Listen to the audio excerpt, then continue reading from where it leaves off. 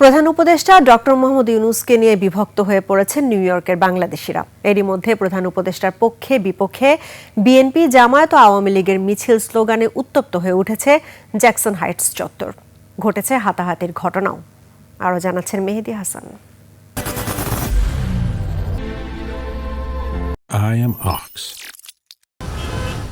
জাতিসংঘ সাধারণ পরিষদের ৮০তম অধিবেশনে যোগ দিতে ৬ রাজনৈতিক সফরসঙ্গী সহ যুক্তরাষ্ট্রের নিউ ইয়র্কের উদ্দেশ্যে ঢাকা ছেড়েছেন অন্তর্বর্তী সরকারের প্রধান উপদেষ্টা ডক্টর মোহাম্মদ ইউনূস। রোববার রাত ১:৪০ তাকে বহনকারী এমিরাতসের একটি ফ্লাইট হজরত শাহজালাল আন্তর্জাতিক বিমানবন্দর থেকে ছেড়ে যায়।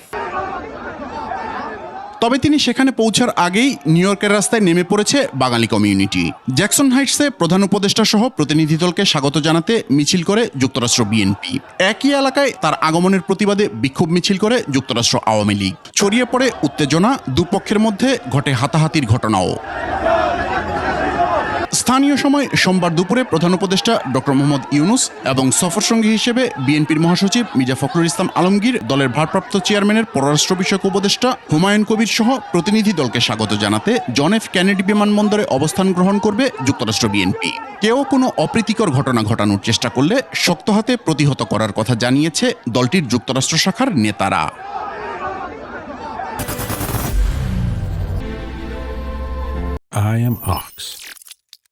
এদিকে প্রধান উপদেষ্টা সহ প্রতিনিধি দলকে কালো পতাকা প্রদর্শন ও বিক্ষোভ সমাবেশ করার জন্য যুক্তরাষ্ট্রের বিভিন্ন স্টেট থেকে বিপুল সংখ্যক নেতাকর্মী বিমানবন্দরে সোমবার দুপুরে অবস্থান নেবে বলে জানিয়েছে যুক্তরাষ্ট্র আওয়ামী লীগ। এছাড়া ডক্টর ইউনূসের নিউ ইয়র্কে অবস্থানকালে তার হোটেলের সামনে প্রতিদিন বিক্ষোভ প্রদর্শন করার কথাও জানিয়েছে তারা। মেহেদী হাসান, ২১ টেলিভিশন, ঢাকা।